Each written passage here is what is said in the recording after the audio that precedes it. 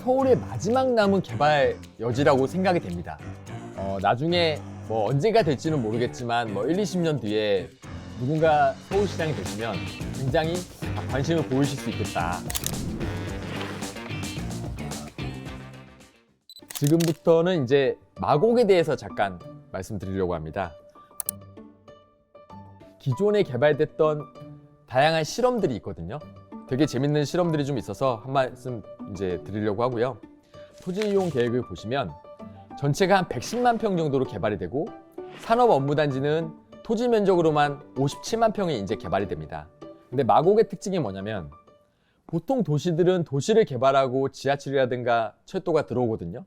근데 마곡은 신방화역, 마곡나루역, 마곡역, 발산역 이렇게 돼서 기존에 공항철도가 있던 거를 기반으로 해서 사실은 도시가 형성되게 됩니다.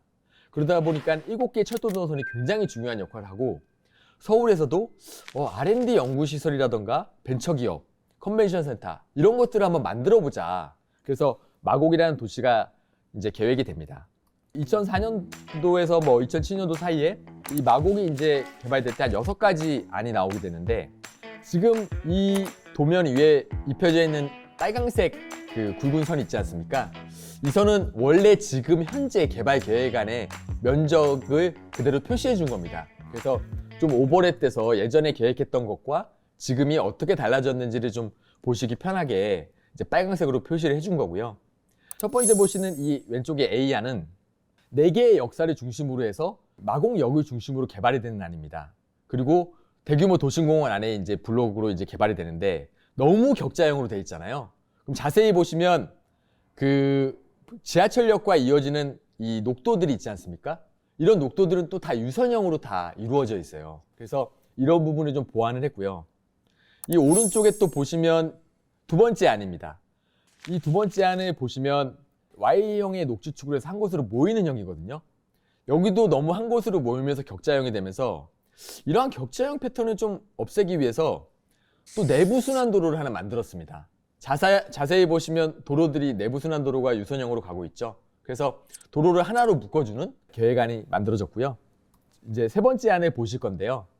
보시면 알겠지만 이런 그 유통 물류 기능들이 많이 들어갔습니다. 그러다 보니까 뭐 비주거 기능은 오른쪽에 있고 왼쪽에는 주거 기능으로 해서 이 C안이라는 게 만들어졌는데요. 그리고 이제 D안 같은 경우도 첨단 공과대학의 대학을 한번 들여와 보자. 뭐 서울에는 서울시립대학이 있을 수 있고 여러 가지 첨단 공과대학들이 있는데 이런 데를 이제 R&D 센터라던가 벤처시설을 한번 수용해 보자. 이런 계획들이 또 이루어졌다고 하더라고요. 마곡에서의 여러 가지 이제 안 중에 지금 5번째, 6번째 안인 E안과 F안이 굉장히 중요한데요. 마곡은 한강에서 좀 비껴나 있다 보니까 이게 과연 한강을 이용할 수 있을까? 근데 그 한강과 마곡의 사이에 서남물 재생센터라고 있어요. 서울에 물을 정화시키고 공급하는 장치가 사실은 마곡에 있거든요. 그러다 보니까 이 부분을 좀 더 같이 개발하면 어떨까 이런 부분들이 있어서 5번째 이 E안은 나중에 북쪽의 항구를 대비해서 유통이나 물류를 기능을 좀 확대하는 거. 그리고 오른쪽 같은 경우는 굉장히 재밌는데 이 서남물 재생센터를 이전하고 한강과 접한 곳에 마리나 베이를 이제 국제현상 홍보를 했었습니다. 그러니까 마리나를 개발하는 건데 뭐 요트나 이런 것들이 정박할 수 있는. 그래서 실제로 공모를 해서 예전에 사무건축이 당선된 안도 있다고 하더라고요. 그래서 도시의 중심축을 이제 항만에서 이제 만들어가지고 한강물을 끌어들여가지고 마곡을 좀 더 활성화시킨다. 서울의 마지막 남은 개발 여지라고 생각이 됩니다. 나중에 뭐 언제가 될지는 모르겠지만 뭐 1, 20년 뒤에 누군가 서울시장이 되시면 마곡의 마리나 개발에 대해서도 굉장히 관심을 보이실 수 있겠다. 이제 그런 생각이 좀 많이 들었습니다. 그래서 현재 마곡은 거의 이제 많이 개발이 됐고요. 서쪽에 굉장히 중요한. 근데 서울에서 보면 마곡이 끝이잖아요. 근데 인천과 같이 보면 마곡은 또 중간입니다. 뭐 그런 개념으로 봤을 때는 향후에 마곡이 굉장히 개발이 발전이 많이 될 거라고 판단이 됩니다. 마지막으로 개발 사례 중에서 이제 세종시를 이제 말씀드릴 건데요. 세종시가 행복도시라고 하죠. 그 스토리도 좀 있습니다. 행정중심 복합도시. 그래서 이거를 간략하게 해서 행복도시, 약간 중의적인 표현이죠. 행복한 도시이기도 하지만 행정 중심이 된 복합도시다. 그래서 이제 대통령 당선이 되고 나서 2002년 11월 달에 신행정수도 건설 추진위원회가 발족이 됩니다. 과연 몇만 명의 도시가 맞을까? 이 부분에 대해서 이제 활발한 TV 토론이 있게 됩니다. 저도 예전에 TV 토론을 봤던 기억이 있는데요. 여기서 되게 재밌는 게 인구를 먼저 설정하고 면적을 계획하게 됩니다. 인구密도를 이제 헥타르당 300명으로 보거든요. 이 헥타르는 10,000제곱미터, 평수로 따지면 3,000평입니다. 그러니까 3,000평에 300명이니까 그 10평에 1명 정도가 적당한 이제 인구라는 거고, 그러면 주거용지가 500만 평이 필요한 겁니다. 그리고 도시 계획을 할 때 뭐 산업용지, 교육용지 많이 있지만 보통 전체 도시의 20% 정도를 주거용지로 하는 게 굉장히 이상적이라고 하더라고요. 그 500만 명이 20%니까 전체 한 2천만 평이 넘어가겠죠. 그러면 주거용지를 20%고 500만 평으로 설정을 하니까 녹지는 보통 50%, 1000만 평이 들어오게 되고요. 나머지 30%에 이제 한 600만 평 정도의 이제 기타, 업무, 상업시설이 되면서 한 300만 평 정도의 도시의 면적이 설정이 되게 됩니다. 그러니까 인구 50만 명을 수용하기 위해서 이제 2,300만 평이라는 도시가 필요한 거죠. 뭐 도시의 면적도 설정하고 위치도 다 설정했는데 2004년 10월 21일에 헌법재판소에서 행정수도가 위헌이라고 판결이 됩니다. 그 이유는 서울이 사실은 어떤 수도가 서울이다 이게 아니라 약간 관습법적으로 서울이 수도라고 모든 국민이 알고 있는 상황인 거거든요.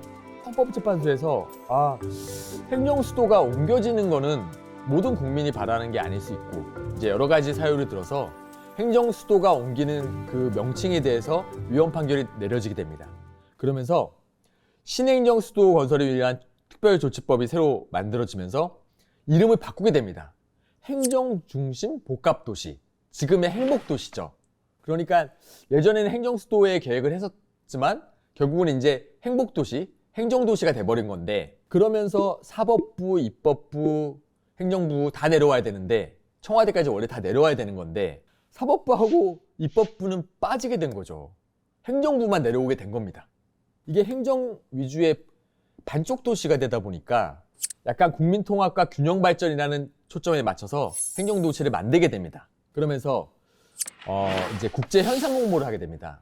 보통 이렇게 큰 도시를 만들게 되면 결국은 외부의 그런 객관적인 시각이 굉장히 중요하거든요. 지금 이 사진을 보시면 완전 당선된 한 개를 제외하고 지금 당선작 4편입니다. 이 중에서 한국 설계업체가 설계한 게 2작품, 외국 설계업체가 설계한 작품이 2작품입니다. 첫 번째 왼쪽에 있는 것과 네 번째는 스위스와 이탈리아 외국 사람이 한 거고요. 두 번째와 세 번째는 한국 사람이 한 겁니다. 우리나라 작품에 비해서 좀 더 구체적 계획보다는 약간 컨셉 설계? 이런 부분이 강하고요. 그리고 이 네 개를 보면 굉장히 이제 민주라던가 평등에 좀 맞추려고 많이 노력을 했습니다. 아니면 네 번째 작품이 되게 재밌는데, 네 번째 작품은 똑같은 격자형으로 다 만든 설계예요. 약간 평등성과 민주성을 좀 강조하면서 이제 그 안에 상업시설도 들어가고 똑같은 모양의 얼굴을 했는데 그 안에 격자형 속에 주거도 들어가고 교육도 들어가고 이렇게 설계를 한 작품이고요. 그런 부분이 사실은 점수를 굉장히 높이 받았다고 하더라고요. 아무래도 노무현 정부가 추구하고자 했던 민주평등의 개념에 굉장히 맞추고자 노력을 했고, 이 작품이 최종 선정작입니다. 이 선정작은 지금 스페인에서 이제 공모해서 당선된 건데, 수많은 도시로 구성된 도시, 순환적인 선형도시, 그리고 25개의 생활권을 뒀습니다. 그래서 각 2만 명씩 거주하면 50만 명이 되겠죠. 그리고 가장 중요한 거는 도시의 중심을 비웠습니다. 만약에 도심이라는 게 발생을 하잖아요. 그럼 지대가 형성이 됩니다. 가격 차이가 발생하게 됩니다. 그러니까 이런 도심의 발생을 근원적으로 차단해서 지대 형성을 안 되게 만든 굉장히 민주적이고 평등한 도시를 만든 겁니다. 그러다 보니까 도시의 중심이 비워지게 되고요. 이런 원형 도시가 세종시에는 탄생을 하게 된 겁니다. 약간 행정도시의 특수성에 맞게 정부가 추구하는 민주평등 개념에 부합되고, 그리고 소득과 상관없이 누구나 보행권으로 대중교통을 많이 이용할 수 있는 그런 도시가 만들어지게 됩니다. 그러면서 이 도시의 기본 컨셉이나 구조를 가지고 뭐 중앙행정, 도시행정, 대학연구, 의료복지, 첨단 기반시설 이런 기능들이 들어가게 되는데요. 이런 기능들이 이제 6가지입니다. 이 6가지를 어떻게 배치를 할까 하다가 먼저 중앙행정 기능은 장남평화가 있는 그 시야를 확보하기 위해서 왼쪽에 들어가게 되고, 그것과 더불어 이제 옆에 문화가 들어가고 같이 어울려서 도시행정, 대학 연구는 금강 아래쪽에 조금 떨어져 놨습니다. 연구시설은 조금 아무래도 이격이 돼도 되고, 의료복지는 자율경관이 우수한 북쪽에다 배치를 했고, 마지막으로 첨단 지식 기반의 기능은 북쪽에다 배치를 했습니다. 위에 오송 바이오 단지가 있고 월산 산업 단지가 있거든요. 그러다 보니까 그런 6개의 기능을 잘 조합을 해서 이 원형의 도시들을 만들어 나갔고요. 그리고 아무래도 도심과 가까운 이런 부분들은 그 공동주택으로 높이 많이 지어서 사람들이 조금 더 원형이 짧은 원형 안에 많이 살도록 배치를 했고, 바깥쪽은 조금 저밀도 주택을 많이 배치를 했습니다. 이제 그렇게 되면서 이제 BRT라던가 이런 것들이 개발이 되면서 그 안에 도시 외곽 순환도로도 계속 만들어지고 있고요. 붉은 점선 북쪽은 아직 지금 미개통의 상황인데, 이런 것들이 이제 하나로 나중에 묶이게 되죠. 미개통 구간은 내년 말 정도에 개통할 거라고 합니다. 지금까지 그 도시 설계에 대해서 우리가 이제 도시가 개발되는 과정에서 도시 설계의 역할이라던가 아니면 그 와중에서 어떤 비하인드 스토리, 그냥 일상적으로 지나갔을 때도 못 보던 이야기들을 그래도 좀 도움이 될까 싶어 이렇게 좀 정리해서 말씀을 드려봤는데요. 마지막으로 이 분당에서 세종까지라는 책을 쓰신 세종시의 총괄 계획 설계자였던 안건혁 교수님께서 사람은 바뀌어도 도시는 남는다는 말씀을 남겼습니다.